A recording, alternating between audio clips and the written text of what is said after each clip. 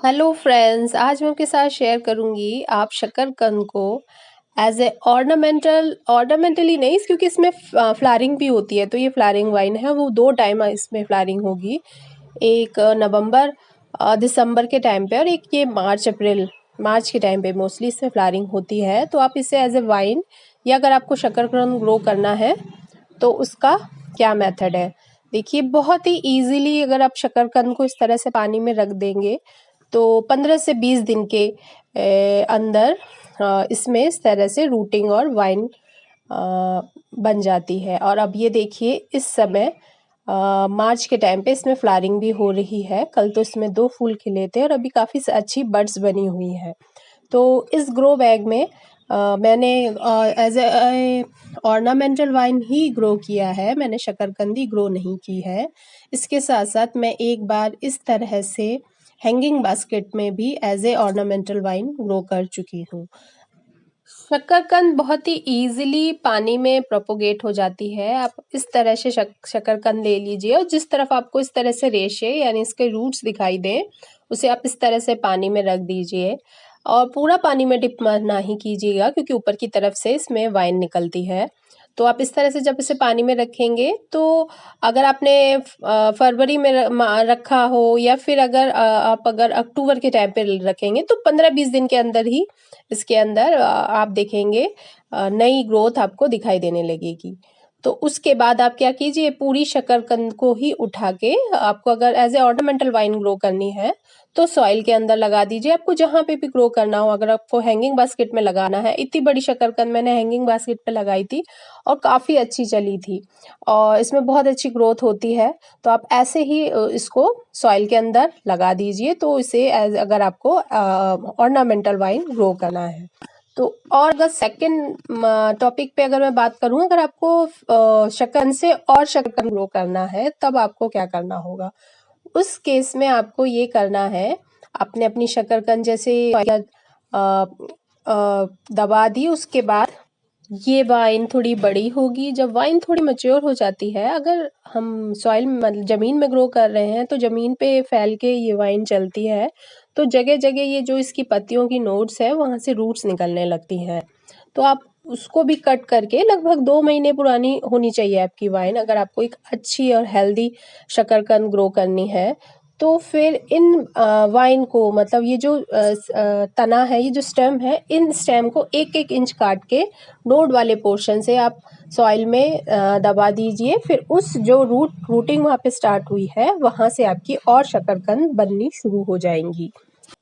शकरकंद आप 2 बार ग्रो कर सकते हैं। इस समय मार्च में अगर आपने शकरकंद को, अगर इसके स्टेम से ग्रो किया, तो आप इसका हार्वेस्ट लेंगे अगस्त सितंबर में जाके, आपको अच्छी सी फसल बन के तैयार हो जाएगी। जो अगर आप ग्रो बैग में ग्रो कर रहे हैं, तो वहाँ पे भी आपको शकरकंद का मिल जाएगी। अब शकरकंद की क्वालिटी पे भी डिपेंड करता है, आप किस तरह की शकरकंद ग्रो कर रहे हैं।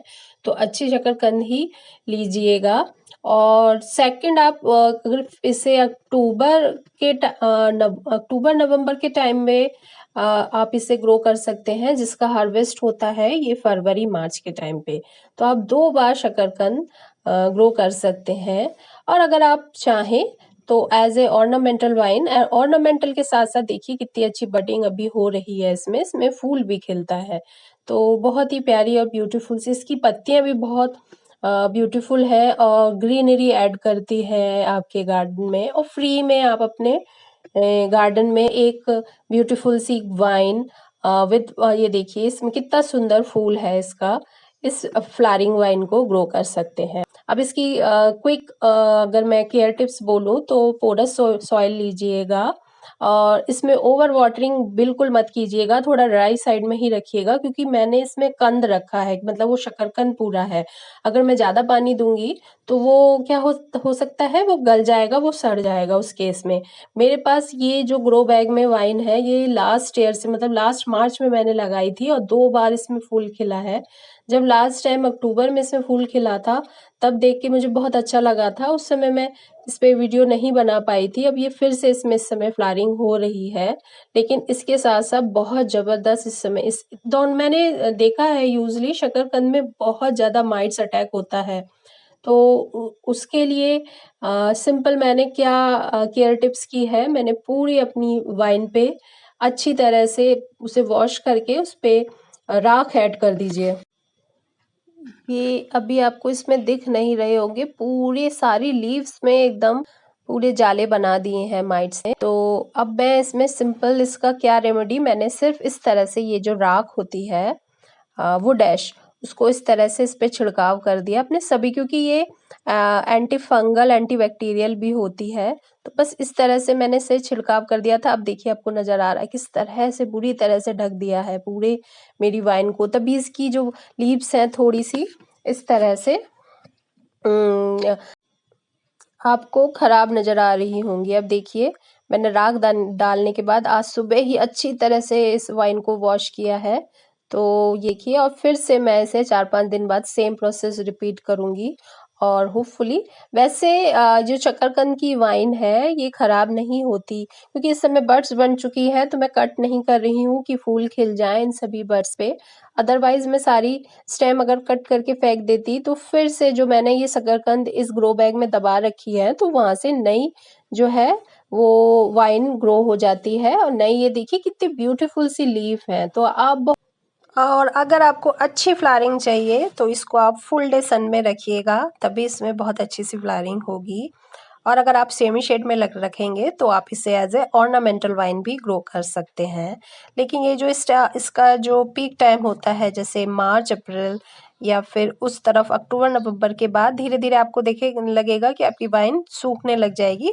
उसके बाद आप सारे इसकी पुरानी स्टेम्स कट कर दीजिए, फिर से नई ग्रोथ उसमें आ जाएगी। या फिर आप चाहें तो नई शकरकंद से सेम प्रोसेस से आप नई वाइन ग्रो कर सकते हैं।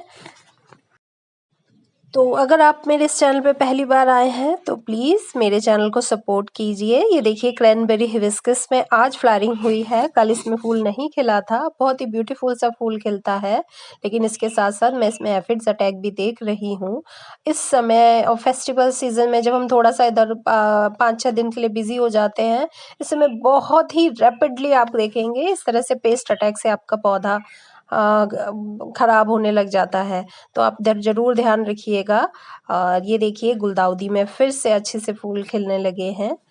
प्लीज़ मेरे चैनल को सपोर्ट कीजिए। Thank you for watching my video. Happy gardening to all of you.